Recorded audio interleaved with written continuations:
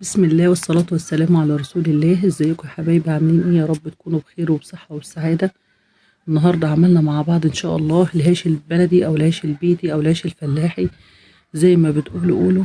عملنا احلى شوية عيش بلدي، وهوريكم النهاردة كل تفاصيل العيش الفلاحي او البلدي يا جماعة. بس قبل ما نبتدي الفيديو بتاعنا ما تنسوش الاشتراك واللايك علشان القناة بتاعتنا تكبر بيكم، وتعالوا نسمي الله ونصلي على الرسول صلى الله عليه وسلم ونشوف عملنا مع بعض احلى عيش فلاحي النهارده ازاي. انا معايا حبايبي 8 كيلو دقيق، 7 كيلو دقيق زيرو، وكيلو واحد بلدي.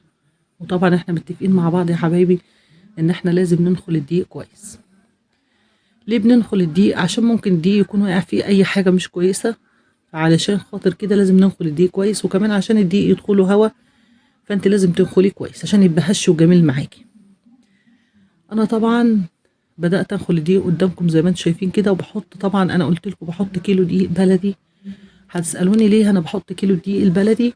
علشان الدقيق الزيرو يا حبايبي لما بيتخبز لوحده بيبقى ناشف شويه، او بيخلي العيش مقزز معاكي او ناشف مش طري، بيخليه مش طري. انا بحط الدقيق البلدي علشان بيخلي العجين طري وبيخلي العيش بعد ما يتخبز يكون طري. طبعا الدقيق الزيرو انت بتجيبيه من اي مكان، اي سوبر ماركت او اي محل، اي محل بقاله او اي سوبر ماركت. ده كيلو الدقيق البلدي يا حبايبي اهوت انا بضيفه على الدقيق الزيرو. اما الدقيق البلدي هتساليني بتجيبيه منين؟ هقول لك لو انتوا فلاحين ده القمح اصلا بينطحن. لو انتوا مش فلاحين تروحي اي مخبز او اي فرن عيش تاخدي منه الدقيق البلدي. انا ضفت باكت خميره على الدقيق بتاعي بعد ما نخلته، وضفت 4 معالق ملح لان كيلو الدقيق كبار، لان كيلو الدقيق بياخد معلقه واحده صغيره ملح، فعشان دول 8 كيلو حطيت 4 معالق كبار. وضفت معلقه ونص سكر عشان تنشط الخميره، وقلبت ده كله في قلب الدقيق مع بعضه. طبعا انا مسخنه ميه يا حبايبي، وعملت فجوه كده في النص، وجبت الميه السخنه بتاعتي وبدات انزل بيها في الفجوه ديت علشان اعجن العجين بتاعي. انا نزلت بكميه ميه اهو يا حبايبي، ولو احتجت ميه تاني هحط، لان انت ايدك بتبقى في قلب العجين. هبدا ان انا اقلب الدقيق كده مع الميه لحد الدقيق ما يشرب الميه كلها، واحس ان ايه، ان الميه كلها اختفت يا حبايبي. اهو بقلب، تقلبي تقليب كويس، ده عجين تعجنيه كويس. بقلب تقليبه كويسه اهو يا حبايبي، ولما يحتاج ميه تاني هضيف له ميه تاني. انا كده طبعا العجين بتاعي محتاج ميه تاني، هبدا اضيف ميه، وانا كده ضفت ميه تاني اهوت يا حبايبي، وبقلب فيه كويس. تقلبيه وتعجنيه كويس قوي. انا ما بحاولش ان انا اجيب العجين كله عشان ما اطولش الفيديو عليكم وتتضايقوا. انا جبت العجين كتير كذا مره في كذا فيديو قبل كده. طبعا انا كده طبعا بعد ما لتيته في لت قبل ده الطب يا جماعه، ده اخر حاجه في العجين. بعد ما انا ملتيته كويس بدات ان انا اطب العجين بتاعه اهوت. وطبعا انت لازم تطب العجين كويس برضو وتلتيه كويس برضو علشان ما يبقاش فيه اي حاجه، يبقى تمام معاكي. بدات اطبه، دي المرحله الاخيره اهو يا حبايبي. زي ما انتوا شايفيني كده بقى بطبه، تطبيه كويس برضو. وهبدا ان انا ارضيفه بقى كويس والم العجين بتاعي. كده انا خلصت الطب بتاعي، هرضف العجين بقى اهو. ده ترضيف العجين يا حبايبي، بلمه على بعضه يعني بمعنى اصح. اهو لميت العجين على بعضه بالصوره اللي انت شايفاها ديت، انتوا شايفينها. وهجيب حبه دقيق صغيرين احطهم على وشه كده، وابدا اغطيه بصينيه. طبعا انت بتغطيه بحاجه تقيله تاني غير الصينيه، ويا ريت ما تكونيش قاعده في مكان مكشوف او كله هوا يعني. العجين بتاعي خد ساعه ونص بالظبط وخمر وبقى تمام تمام. وانا جبت الرده بتاعتي، وبرده الرده بتتنخل يا جماعه عشان ما يكونش واقع فيها اي حاجه. بدخل الصواني بتاعتي او بدخل الالواح بتاعتي اللي عندي او اللي انت هتقرصي عليه العجين بتاعك. انا كده نخلت تمام اهوت. انا مش هقرص معاكم غير الصينيتين دول، مش هقرص كميه العجين كلها عشان برضو ما اطولش الفيديو عليكم. وانا معايا متفقه معاكم ان انا بقرص على دقيق يا حبايبي.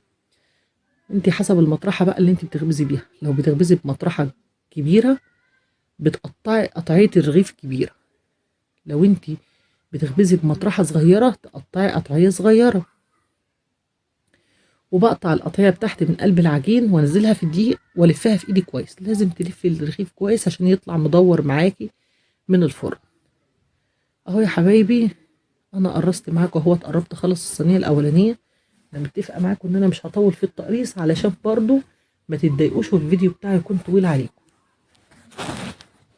زي ما انتوا شايفين كده، انا لما بلاقي الرغيف في ايدي كبير شويه بشيل منه حته. وطبعا انا متفقه معاكم ان انتي ما تقرصيش في مكان مكشوف، وما تعجنيش برضو في مكان مكشوف. لو انت عندك اوضه مخصصاها للعجين او كده تكون ملمومه ما فيهاش فتحات كتير، فانت بتقفلي كل حاجه علشان العجين ما يقشفش منك. يعني ايه يقشف منك؟ يعني بيعمل طبقه على الوش كده بتخلي شكل العجين مش كويس، وبرضو عند الخبيز بتخليه برضو مش تمام.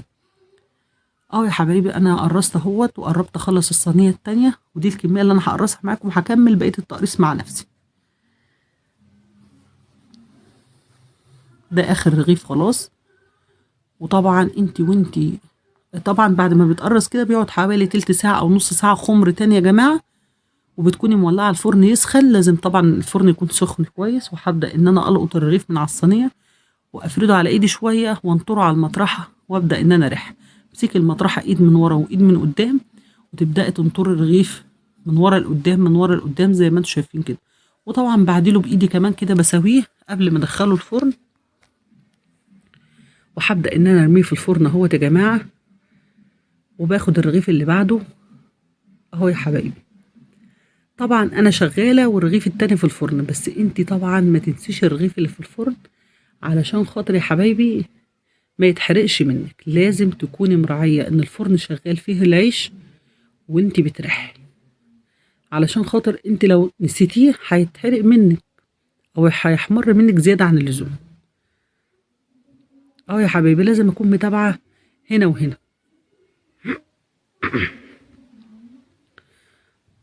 طبعا ده كان اول رغيف معايا، وانا بدات في الرغيف اللي بعده اهوت بريحه وبظبطه بايدي برضو.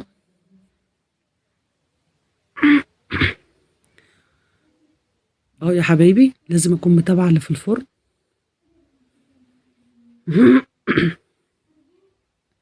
انا طلعت ده وبحدف اللي بعده اهو. لازم تكون ايدك شغاله هنا وتكوني متابعه برضو زي ما انا قلت معاكم يا جماعه، اللي في الفرن تكوني متابعاه كويس قوي علشان خاطر ما يتحرقش منك. ايدك بتظبط بره ومتابعه اللي جوه، يعني لازم يكون عندك انتباه كويس قوي وانت شغاله. بتقلبي الرغيف طبعا لازم تجيبي اللي يمت الولعه تطلعيه بره، وتخلي الناحيه البيضه يمت جوه، علشان انت لو فضلت سايبه الرغيف على ما هو عليه كده الرغيف هيحمر. ممكن يحمر من ناحيه وناحيه تفضل بيضه، او ممكن يتحرق منك من ناحيه. فانت لازم تقلبيه في الفرن. لازم اهو تجيبي الناحيه اللي كده وتدخلي الناحيه البيضه جوه، وتلقطي غيره وشغاله وهو في الفرن برضو شغال اهو يا حبايبي. انا زي ما انتوا شايفيني كده بريح رغيف بره وابقى متابعه الرغيف اللي في الفرن. بسم الله ما شاء الله، خبزنا مع بعض حبه عيش ما شاء الله لا قوه الا بالله، في منتهى الجمال وفي منتهى الروعه.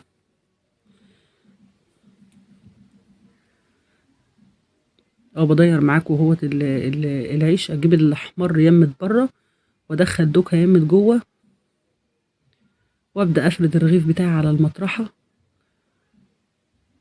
بصوا ده بقى عشان انت تغفلي عنه سنه كده او تكه كده دقيقه واحده تبص تلاقيه احمر منك زي ما انتوا شايفينه كده. لازم تتابعي اول بقى. شايفين العيش يا جماعه؟ بسم الله ما شاء الله طالع من الفرن ما شاء الله في منتهى الجمال والروعه يا حبايبي.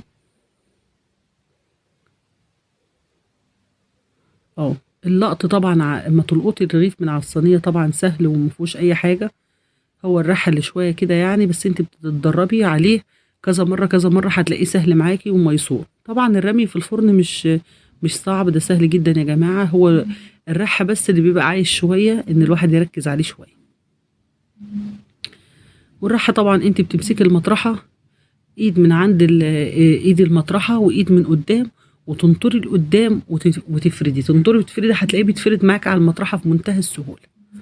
الرمي الفرن مش صعب.